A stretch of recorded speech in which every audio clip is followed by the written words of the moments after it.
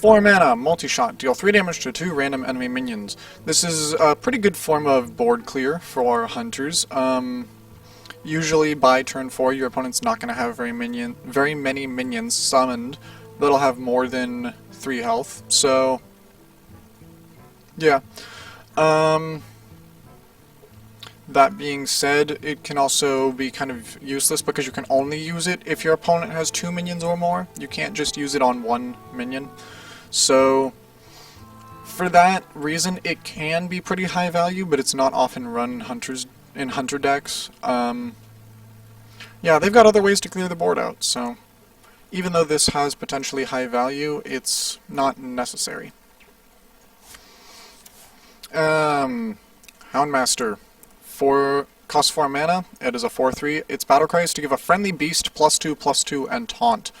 That can be extremely useful to combo just with, yeah, the fact that Hunter loves to run beasts, and they've got a lot of cards to build on owning beasts and having them on the field. So, yeah, pretty good card. I don't know what's with my frame rate right now. We're dropping frames every now and then, but oh well.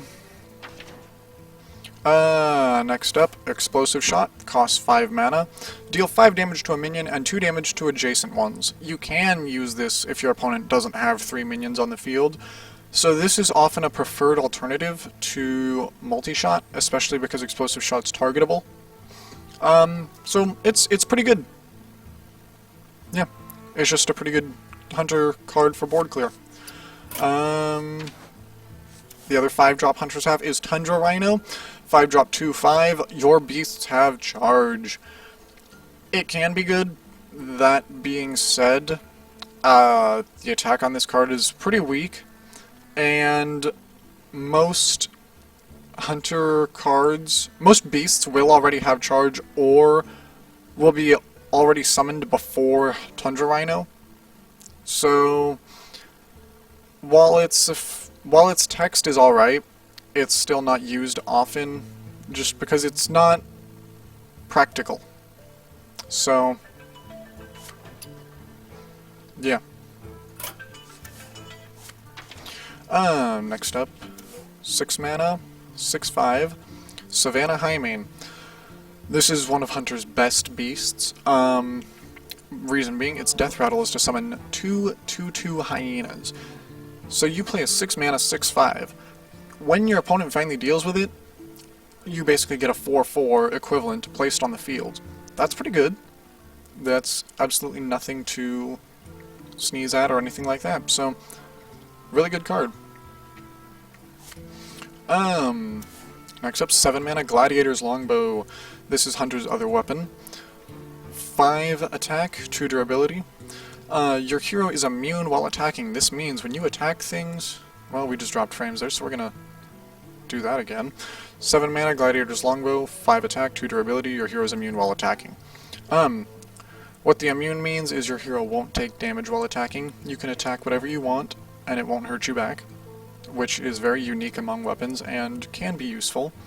That being said, usually this card won't be used because there's no way to buff the durability, unlike with our unlike with the Eaglehorn Bow, which gets more durability every time you have a secret get popped.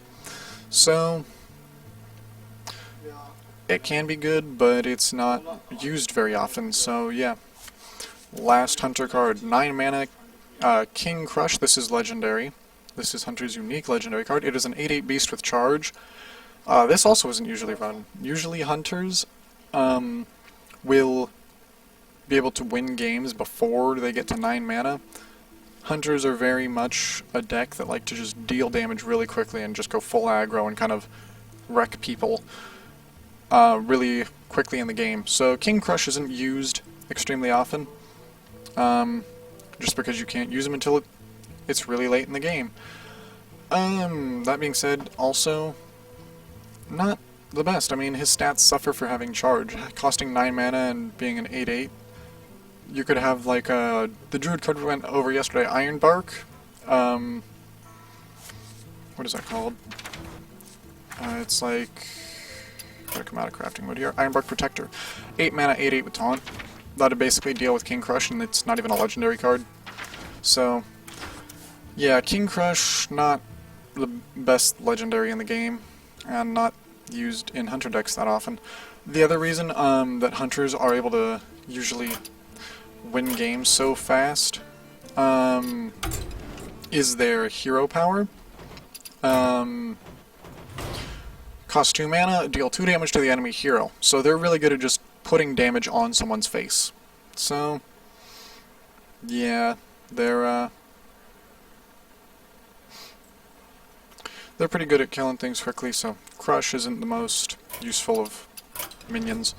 So, that's going to be it for the card analysis and just kind of review for today. We've gone over the Hunter cards.